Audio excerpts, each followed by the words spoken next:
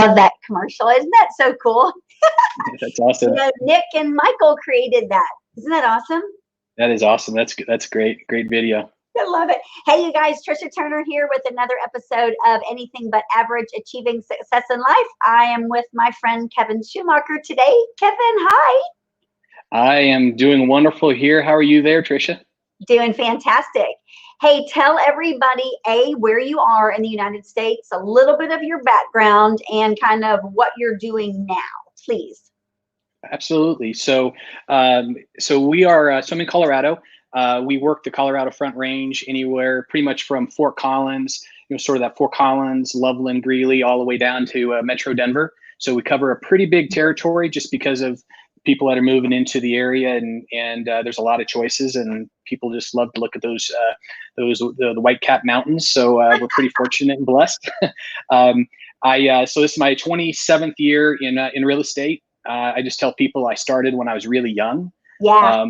So I started when I was 21. I was actually a buyer's agent, brand new to Colorado, moved here, didn't know anybody, and just really learned early on, sort of being in the trenches of what it took to build relationships, but really just understood starting from the bottom and working all the way up, and really respecting the position of being a new agent and being a buyer's agent. Was with Remax, started with Remax, and then in 1998, I was a franchise owner, had two business partners. We owned the franchise, and then we had that for, I believe it was 10, 12 years, something like that. And then one of our business partners decided to retire, and we come to the distinct conclusion that running a brokerage, a franchise brokerage, was not profitable unless you had 100 plus agents. Otherwise, we were just practicing writing big checks and having our name on a big lease. So, but I enjoyed the time. Did you have when you had that? We were anywhere from that 35 to 50 range is where we were. But what we found is we were to be profitable, we had to continue to really go big in production. And so that's really when we continued to build our team. So we had I would say of the brokerage, we had probably 12 to 14 people on our team. Okay. We did a lot of new construction. We were in our top years there. We were doing 350, 60 transactions a year. And doing a lot of training. And what I found with the brokerage piece was, for us anyway, was either you're a cheap seat and you offer really no services and it was all just about the dollar, or you're over the top in training and giving value. And so we always came from the value side of training agents and helping them grow their business. The unfortunate part is we would train them, and then they would continue to move on and move on, and it was like a revolving door, and it was just really tough. So we sold the franchise, and then I continued to focus on building my team, and we still have a team now, and we've went through many different cycles of size of teams, and what we found here, what I sort of had the 2x4 across the head, I would say about 2 years ago, where it was you're always trying different things, and I finally come to the conclusion. I looked back over the years, and I'm like, when were we the most profitable? Because there's always a certain size that a certain size of your team where it takes John Kitchen calls it the labor efficiency ratio. Yeah. And so you need a certain amount of admin for a certain amount of agents. And then, deciding, are you going to still be in production or not in production, mm-hmm. as you know? Yep. And then are you training? Are you using other resources? And how do you bring all of that together? And so I looked back at profitability and looked at 2015 was probably when we were the most profitable. And so we really have now been transitioning back to some of the basics that we did back then that led to that profitability. So you no longer have your own brokerage, correct? Correct. So in January of 2018, well, let me rewind back. So in fall, like October or so of 2017, we was attending a mastermind event, and we Jay called everyone together in a special meeting on a Sunday and says, "Hey, we got this new model we want to talk to you guys about," because we were all in pursuit of trying to find an easier way Right. of profitability. And anybody have been up and down through that of training and trying to make sure you provide a lot of value but yet stay profitable. Yep. And so we all got in the room and we started talking and learning more and more about it. And I was planning on going independent. I was done with Remax. That last year I paid him $75,000, and I'm like, I'm done. I just want to go back to independent. But my fear is I didn't want to have all the responsibilities of being a broker, because I was there already once. And I'm great with people. I'm a great negotiator, but I just don't like paperwork. And so that's the one thing I just don't like.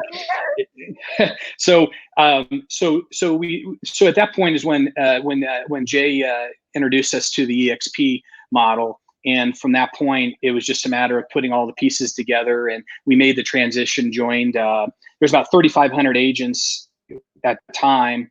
Wow, in January. Yeah, it was 3,500 in October, and then by the time I started in January, because I had to finish up some things with Remax and the transition, it was January 1's my official date. There was already 5,000 agents, and so and obviously we're at 27 or 8,000 or whatever the number is now, but so just that model has worked really well for us from a profitability standpoint, and also from the value and the training and things that we can provide our agents. So you've went all the way from being a buyer's agent, then you were a broker in a franchise, then you were independent. Now you're a team leader. You still are a broker, of course. You're just not the broker in charge per se. So I have kind of done the same similar path as you as well. And so what I've come to realize is that because we both have teams within EXP, you're in Colorado, I'm in Houston. What I see is that with our team, it's almost like a do-over about having an independent brokerage, but you get to redo it, and it's not necessarily an independent brokerage, but it runs like that. Are you seeing the same kind of things with your team there locally? Absolutely. And the thing that attracted me, one of a couple of things that attracted me to this particular model was EXP is so flexible as far as, obviously you need to be state compliant and everything else, but it gave us flexibility as far as utilizing our team logo, all of our marketing numbers. Like when we were with Remax, they required us to have the broker's phone number on the sign. Yep. So I actually had to negotiate with my broker to have a company-owned sign, a company-owned phone number, just so we could get our own sign calls. Right. And so it's just little things like that. And so now we have the flexibility of where agents on our team have the flexibility of having their own signs. They get the sign calls if we choose to go that route. So just a lot of marketing flexibility. And as you know, branding is everything in differentiating yourself. It is. And, coming from having my own brokerage and you too, the same kind of concept, when you look back, like I even looking at numbers of other agents, and I still track people's stuff that are no longer affiliated with me just to see what they're doing. I'm always trying to see if people are growing. And if you look at their numbers, most of them do not. They remain consistent sometimes, but they don't grow. And so for people like us, we have that grower mindset. We want to grow more, do more, be more. It's like, how do you just stay the same, And so for this business model that we're all in now, I think this is the greatest thing in the world, because it put a bunch of like-minded people under one big umbrella, Well, absolutely. And, I remember being in that room with Jay and Mike and the others in the mastermind. And, the big question is like, how are we going to support the growth of our team and of these agents and people we're partnering with? And Jay's like, because we're going to give you all of the training, all of the coaching you guys have been paying for, right, they're going to get for free. And first I'm like, really? It was just great. So that was huge, because I've had a coach since 2008 is when I had my, Wally was my first coach, and then now John since 2012. And man, for those that don't have a strong mentor or coach out there, that has been just a total game changer, because they allow, they're sort of in that 1,000-foot view, and looking over the field and seeing, like, or sort of like looking at a corn maze from up above, and then telling you when to go left, when to go right, and when to keep going straight. And sometimes many of us, especially if you look back at the last 60, 90 days, it's so easy to get caught in the storm. And I think many of people, they get caught in the storm, whether it's financial or whatever, and so they have their head down and are running so hard that they just can't, they're just trying to breathe and survive, and they can't be strategic. No, not at all. And so with this whole COVID thing, now this is the day after Memorial Day. So here in Houston, things are pretty opened up. People are almost back to normal in a lot of respects. Of course, restaurants and stuff, you still have to stay, social distancing and all of that. But for the most part here in Houston, I mean, we've been very blessed, I believe. In Colorado, what are you guys seeing there? Are y'all back open, functioning? It's been now we had 2 full weeks that we were back showing property, and listing property and so forth. There's all kinds of different precautions we're taking as far as disclosures and things that clients need to sign, and as well as us as agents.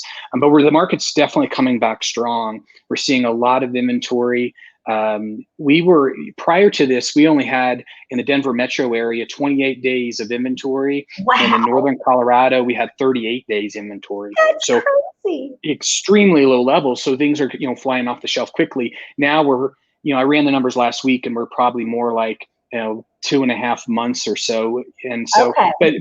But it's still, we have Colorado's a great place. There's still a lot of people moving into the area, and whether it's retiring or employment or whatever.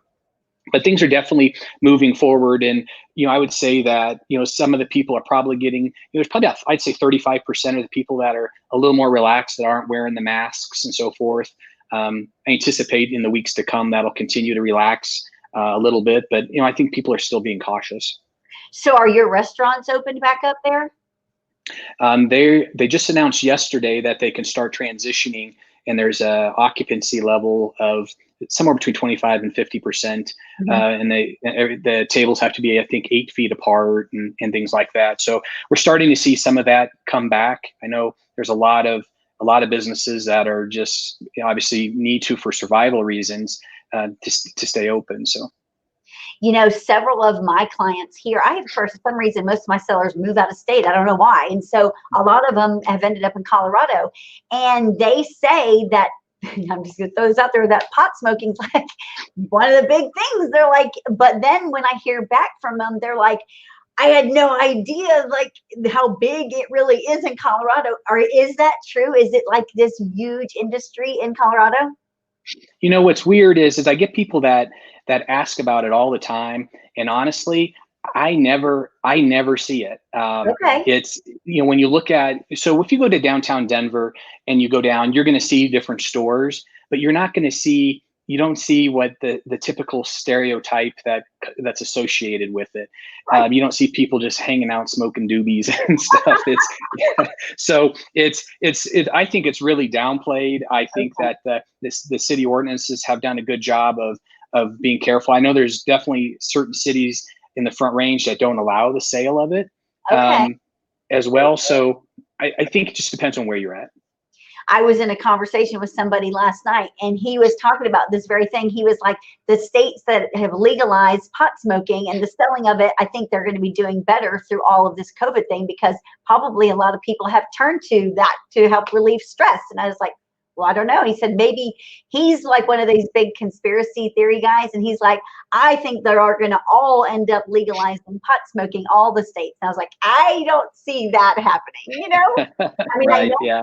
Industry, but here in Houston, with us, with real estate, and oil is big here too, but there's so much. The medical field here is huge here too, and tech. So we're not just usually relying on oil here, thank heavens. So with the oil, traditionally, and especially when we had the mortgage industry crash and then the oil crash in 15 and 16, home values plummeted a lot. Now we're not seeing it. So what we're seeing here, our traditional market usually is about, or at least the last year and a half to two, has been running about 3 to 6 to 7 months of inventory mostly. Right now, we're having a housing inventory shortage. So right before COVID, our inventory was shrinking and it was on the brink of a seller's market. Now it's a total small inventory where we have like a month and a half to 2 months of inventory, which is super low for Houston. And so we're out there every day, you know, beating the phones and on appointments, trying to get people to get their house on the market, because then the people that do want to sell have this thought process, well, what if I can't find a home? You know, I'm going to be homeless because you're going to end up selling my house. So what is your thoughts on that? Well, you know, we have some similarities. So when we look at the Front Range, we have a pretty diverse employment base. When you look at Northern Colorado, we definitely have a lot of oil and gas, which is really big. So there definitely has been some areas that have been affected. But we also, you know, healthcare is big, the tech industry. So we have a pretty diverse employment base, which has really helped us. We definitely have the fear factor of, if I find a home, can I sell my home? We have the fear factor of, do I want all these people now coming in my home and these strangers? So one of the things that we've seen, and actually is one of the great things with EXP is the express offer platform, where it allows us to provide a cash offer within, a 24, 48 hour period, for those that are in a situation where, an example, some people that are getting ready to make a transfer out of state, their health is compromised, the immune system, and so they're like we have to go, but we can't have all these people go in. So so it's an option for them. It's not for everybody, but to have that ability to provide people a cash offer, as an option is huge for us. And and it's not just from COVID, but I think it was coming prior to COVID, because even I date back to where I do my trainings on Mondays, and I even said it in my team probably a year ago. I was like, I'm projecting the death of the individual agent. I think mega teams are going to take over the real estate market. I think it's going to be mega teams versus discount brokers, and that's what I see. Now, here we are, May 2020, and Inman's reporting it. All these other publications are reporting it. The mega teams are taking over. What's your take on that? What's your thoughts? I agree with you. I think that it's all about relationships. There's no question, and there's always going to be, they used to be the 80-20 rule. 80% of the business by 20% of the agents. Now it's, I believe, more of the 90-10. 10% of the agents doing 90% of the business. But if you think about a team and you think of the resources that a team has, if you're a newer agent out there and you're looking to survive in these types of markets, it's tough to compete with a team, because you have all of the services from the listing side, the closing coordinators, the marketing side, but also you go into technology platforms, and it's so challenging to stay up to speed with all of these different things. And it's, I remember when I was at RE/MAX, I had my blinders on for so long, and I was with them for 25 years, but I always thought that it was a long time, and I was very, very loyal, but I thought that balloon, like I couldn't go anywhere with the balloon. I mean, it's like I even rode in a hot air balloon probably 15, 20 times just to make sure like I knew how to operate that thing. But, so I was all in. But in my fear is that no one would know who Kevin is without the balloon next to me. Well, then I was, the more and more I was in the Denver metro area, you start looking around, and there are so many independent offices all over the place, from, Blue Tree to Bluegrass to whatever real estate and people don't care about the brand. They care about the service and the agent. So that's why I was thinking about going back independent. But then the great thing again with EXP, it allowed me to do all of the self-branding. You have the access to all of these technology platforms. But the unique thing, Tricia, that we've done, and I believe you have a similar model. We have the ability now where we're growing our team. We just brought on 5 new agents.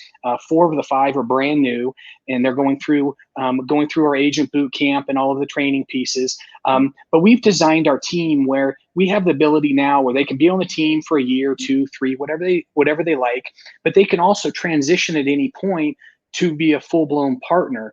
and there's still a monetary alignment where we can train and coach them. They don't have access to all of our internal team and support staff, but they still have the alignment. And so it increases their profitability. But from a team leader standpoint, we are now spending more and more time making sure that we're training our agents to be successful. We're showing them how to generate lead opportunities, how to build relationships. Because you can have a relationship, but if you don't stay in contact and if you don't provide value to those people, you're not going to maintain it. Jay always says they're going to out-friend you.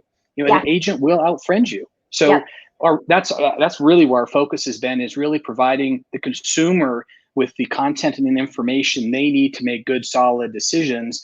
And then they see the natural alignment with us. And then do you also find yourself, as the team grows, and it grows organically, traditionally, well, if you're doing the right things, it does. And so do you find yourself always seeking to learn more so that you can help them grow more? Oh, absolutely. I've said it many, many times the last couple of years is really controlling the content between your ears. I mean, when I wake up in the morning, my feet hit the ground, I have an audio book in, and or a podcast, and I'm just listening to the content that I want to consume and desire, that's going to keep me positive. Because it is, we started our Live Life on Offense, platform, which is sort of our coaching platform for our team and partners. And we started that with the point of, is so many people are reactive. They play defense. They get up and they're like, they look at their phone and they react to a text or an email or whatever. They sit with a catcher's mitt and they're waiting for this online lead to fall out of the sky, and then they're going to go show them property. Where instead it's like, we're playing offense. We're gonna be proactive in everything we do, and be proactive in providing that information and helping them grow. So if you were speaking to an agent right now and you told them this is what a typical day in your life should look like, what would it look like? From an agent or a team member standpoint? Yeah, as a team leader speaking to an agent, what would you tell your agent? It's really understanding what your highest skill set is. So if you think about it, it's being face-to-face with clients. So first you have to prospect to obtain the client, or the client opportunity. Then it's being face-to-face with them, showing property, listing property, and then getting them under contract. Repeat and rinse and repeat. It's just shortening the sales cycle and being in that highest skill set. So there's so many opportunities out there for agents that are strong negotiators and good at what they do, that they can, if they're not on a team, they can go out to and find a transaction coordinator or somebody to help them, so they can get more clients in their car. And that's the key. And then when you think back about when you first started in real estate, I mean, you were 21, I was 22. It was like, we had pagers, property desk consisted of binders on this big desk, and you would flip. Remember when people would call and people would have to come into the office? This is how we did it in Houston. And they would have to pick up the key to the property and then bring it back. The agents would. Did y'all do that there? Oh, absolutely. I mean, we had books, and we have to meet every Wednesday, and we have to update our book of new listings and what went under contract. And then we'd give our clients, we'd give them a pager and say, okay, I'm going to page you when the seller responds. And that way you can stop at a payphone or call me from the restaurant, or could be enough cell phones, initially. No. It was, so we're so, the technology is amazing. I love technology. But what it's also done is there's instant gratification. So people, people want a response quickly. They want their listing launch quickly. They want it all over the place. So it is very difficult to stay ahead. And when you look at, Facebook algorithms and just staying on top of those things of how we can keep in front of people. And if you look at your marketing budget per new listing, and you have to be very strategic on how you spend that to make sure that you're going to attract the right audience and get the right eyeballs on the property. So there's a lot there. But again, go back into the advice of a new agent, man, it's hitting the phones. When you wake up, is John always says, is being intentional on how you spend your day, and it's how you schedule your calendar. So you need to be prospecting, multiple hours a day, and then you have time, you have blocks. I always tell people, from 8 to 8:30, you want to focus on your top 3 buyers or top 3 sellers. How can I advance them in the process? And then you can return emails or whatever else. And then from 9 to 11, you need to be prospecting. And so it's, so we have our different prospecting blocks in there, but we also have blocks where they need to be showing property. And if they don't have an appointment, then they're prospecting until they have people in the car. Absolutely. Now, before COVID hit, what was your theory on open houses? Do you like them? Do you believe in them? Do you require your agents to do them? I do like open houses, and coming from a person that knew nobody in the market, over 65% of my business was open houses. So wow. I loved open houses. I was aggressive in my open houses from a standpoint of exposing them and making sure I was providing value. And I try to outfriend everybody. And that's really how I built my business initially, was on open houses. Now, with technology and our market's moving so quickly that, when something hits the market, it was going under contract within 24 to 48 hours. So it was pretty tough to convince a seller to do an open house when they know that the offers are going to be coming in. It's just a matter of selecting the best one. So now, post-COVID, what are your thoughts on open houses? I believe that open houses will come back to a degree, but I think that there's, again, when you look at even doing the podcast, you look at Zoom videos and things. Before COVID, everyone overthought the whole process of doing a video. They thought it had to be professional grade, and if there was a kid ran past in your background, that was like a cardinal sin. And now it's like it's just the new norm. And I think that has relaxed the expectations of the consumer, where now you're seeing the virtual open houses, and there's so many pieces of technology that allow you to put things out there where you could do a virtual open house, but people still have to sign up. So you still have, you can still build relationships and add value that way as well. So I think that you aren't going to see as many open houses. I think, and that's going to be from the seller, maybe being reluctant to allow people to come through. Yeah. So that's my prediction. When you look back, when you kind of sit quietly and think about how times were and where they are now and where you maybe think they're headed, things have changed so much. Like when Amazon first started, I mean, that was years ago, and it was like no one really even knew what Amazon was. I thought it was an online bookstore, so it didn't really appeal to me at all. And then there was, once Amazon became like this animal, and it was growing and growing and involving itself in every industry, then you would hear people talk about it shutting down the small mom and pop organizations, and don't buy from Amazon, you need to buy from the local mom and pops. But it's like, one person can't stop growth. That is just growth. That's what happens.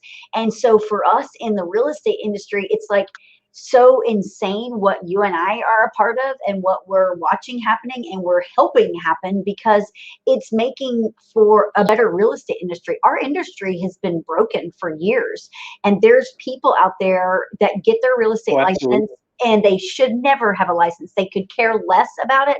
They don't care about the consumer. They have no skill set whatsoever or experience to even guide the consumer with their biggest asset of their life. And so I think that's one of our biggest attractions in that we all get to work together, is that we're out to get rid of those people and just make this an industry that we can all be proud of. Wouldn't you agree? Oh, I agree. I agree 100%. And it's really about, I think every industry has it where you have the people that are in it for the wrong reason, or the greed and so forth. But when you look at such a relationship-based business, I think that we all have an opportunity to continue to grow and make a significant impact. And that's the beauty of, again, I go back to our model in the collaboration piece, and having the ability to collaborate with some amazing agents across the country, and it's sort of I don't want to say a plug and play model, but there's times where you look at it and, we have one of our partners that'll say, man, Kevin, I'm really struggling on my database, or, trying to grow referrals. And I'm like, here, I'm going to send you a link to a video you need to watch that, of Kyle Whistle, how he did 200 transactions or whatever it was, just on referrals alone. Yep. And the little nuggets you can extract from all of those things. And so there's so many different things out there that we can value, that we can provide and help people grow. You know, with COVID, you know, our lives are usually so busy, and I hate to keep referring to that, but for me, it was a big time change in my life because I actually stopped for a minute and got to sit quietly some days and think and reflect back on things and where my life is headed and what my goals are, and should my goals change? Should I shift things around?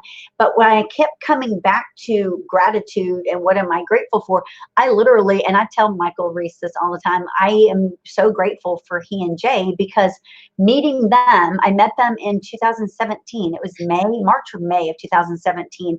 And that's when I joined NAEA. I didn't even know about NAEA before then. I didn't even know them. And literally, had I not went to one of their seminars on how to be the dominant listing agent, I wouldn't know you.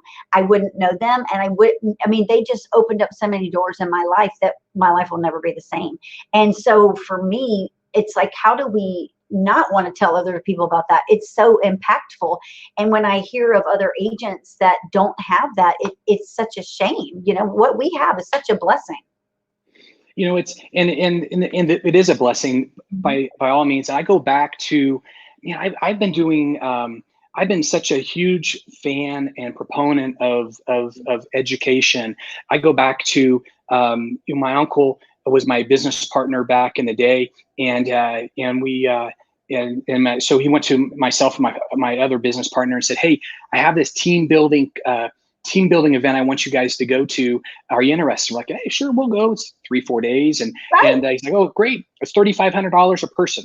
And I'm like, "Wow." And I'm like, "Okay, we'll go." And he goes, "Well, I'll split it with you." I go, "Oh, wait a second." And he's like, "Well, you need to have a little skin in the game. You're saying that you aren't going to, get value out of it?" "Oh, no." So anyway, long story short is I made the investment, and it was one of the best investments I ever did. And, and then it was like back in the 90s, it was Howard Britton and Star Power. And every month he would interview an agent like yourself has a large team and volume and a great consumer experience, and you say, "What's working? How about, tell them people this, tell the people that." And man, you get so many nuggets, and that's what every day is like in our group and in our collaboration. And when I first started in 2000, it was 8 or 9, in the first event that I went to with Mike and Jay, there was like 70 people or so in the room. That was it. And it was, I was sitting next to Jeff Cook and Lars Hedenborg. And, Lars sells hundreds of homes a year. And Jeff, that year he sold 54 homes, and now he sells 1,000 or 2,000 homes. It's crazy, but it's amazing to watch people grow and over time. And it's really about doing the right thing in the right order. And I think that's the biggest thing that agents out there need to think about. And when you think about like a team, and I told somebody this just the other day, it's like, what's your goal? What do you really want to accomplish? Are you wanting to get more sales, or do you just need help? And so when you get clarity on what you want out of the team, then it allows you to put a plan together and be strategic on how you're going to grow that.